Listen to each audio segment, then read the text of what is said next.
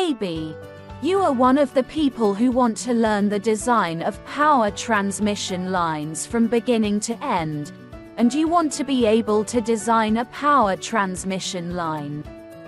So join me and watch this video until the end. First, we should ask the question, why do we need power transmission lines?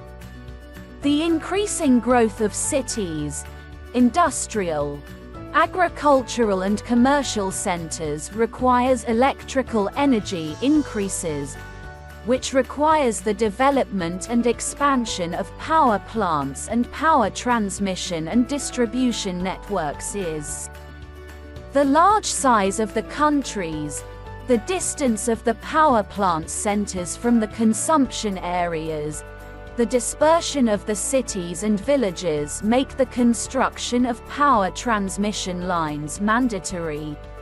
Well, now we want to review together the path of electricity production from the beginning of the production site to the point of delivery and consumers. What produces electricity is a generator that converts mechanical energy into electricity with a certain voltage level. The electricity produced by the generator is directed to the transformer.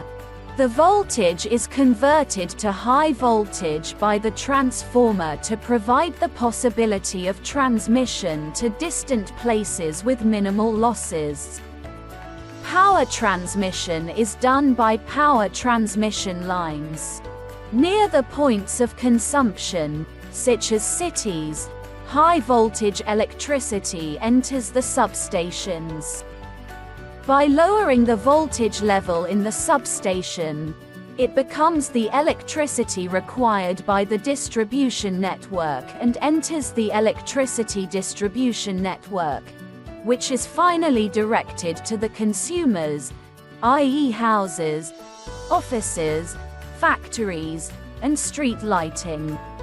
Well, now we continue the transmission part from the three parts of production, transmission and distribution.